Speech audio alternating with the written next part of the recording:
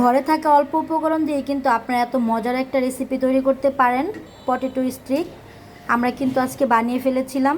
বিকালের নাস্তায় আমরা কিন্তু আজকে পটেটো স্টিক বানাবো, আর এই জন্যই কিন্তু আলু সিদ্ধ দিয়ে নিয়েছি, সাথে কিন্তু ধনিয়া পাতা কুচি করে নিয়েছি, আর হচ্ছে গোলমরিচের গুঁড়া।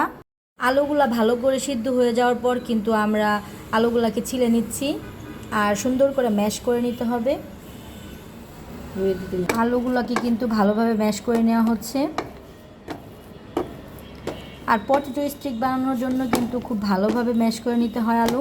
এখন কিন্তু কর্নফ্লাওয়ার দেওয়া হচ্ছে, ধনিয়া পাতা আর গোলমরিচের গুঁড়া দেওয়া হবে। এই তো গোলমরিচের গুঁড়া দেওয়া হলো, লবণও দিয়ে দেওয়া হবে, স্বাদ মতো লবণ দিয়ে নেবেন। ঝালের জন্য একটু মরিচের গুঁড়া দিয়ে দেওয়া হবে।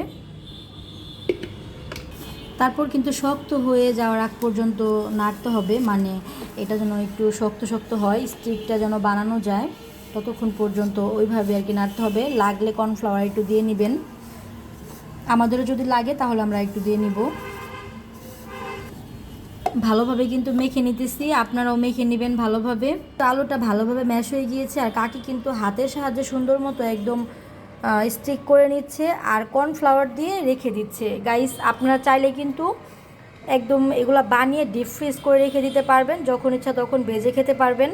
কাকি কিন্তু হাতের সাহায্যে সুন্দর করে বানিয়ে নিতেছে, আর অলরেডি এতগুলা কিন্তু বানানো হয়ে গেছে।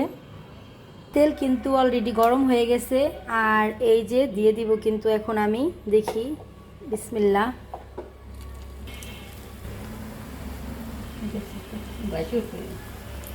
ফুলে উঠবে মনে হয় কিছুক্ষণ পর।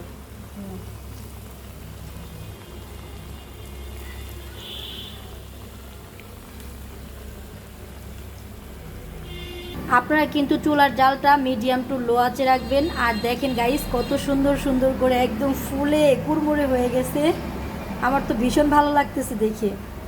গাইস, এই দেখেন হয়ে গেছে কিন্তু একদম সুন্দর মচমচে পটেটো স্টিক। মাশাল্লাহ মাশাল্লাহ। আবার দিয়ে দিতেছে কাকি।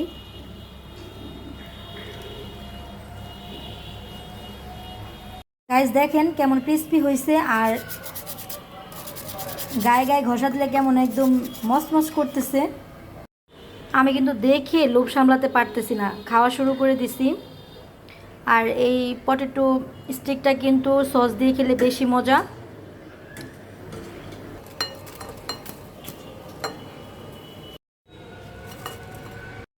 ফাইনালি আমি কিন্তু পটেটো স্টিক ট্রাই করে ফেলবো সস দিয়ে। আপনারাও কিন্তু অবশ্যই বিকালের নাস্তায় ট্রাই করবেন। আমাদের রেসিপি দেখে ট্রাই করলে অবশ্যই জানাবেন কেমন হয়েছে আপনাদের পটেটো স্টিকটা। সবাই ভালো থাকবেন, আল্লাহ হাফেজ।